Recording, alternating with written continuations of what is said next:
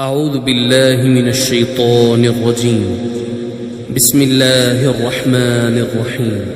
يا أيها المزمل قم الليل إلا قليلا نصفه أو انقص منه قليلا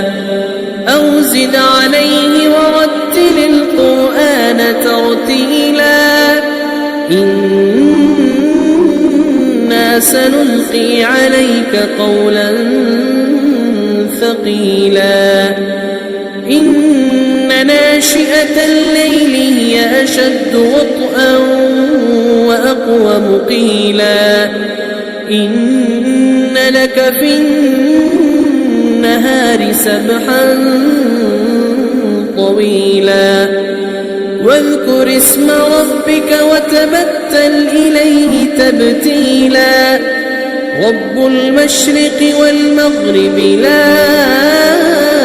إله إلا هو فاتخذه وكيلا واصبر على ما يقولون واهجرهم هجرا جميلا وذرني والمكذبين أولي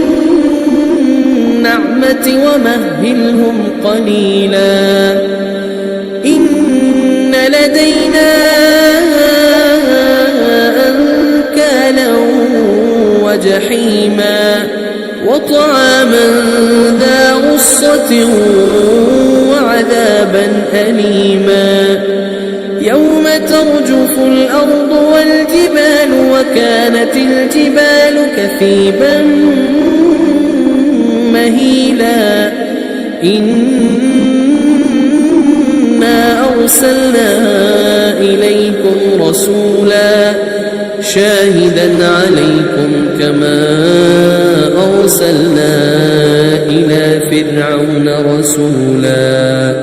فعصى فرعون الرسول فأخذناه أخذا وبيلا فكيف تتقون إن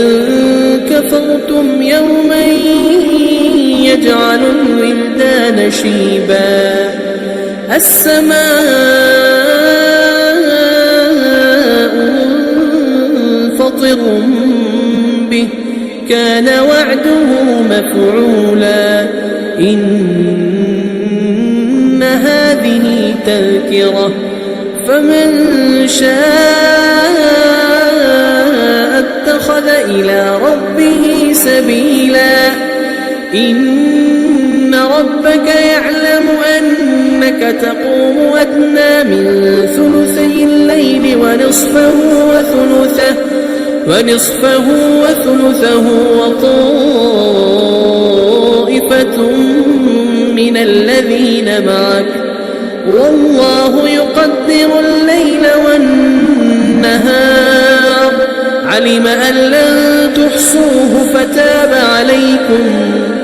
علم أن لن تحصوه فتاب عليكم فاقرؤوا ما تيسر من القرآن علم أن سيكون منكم مرضى وآخرون يضربون في الأرض يبتغون من فضل الله وآخرون يقاتلون في سبيل الله فاقرؤوا ما تيسر منه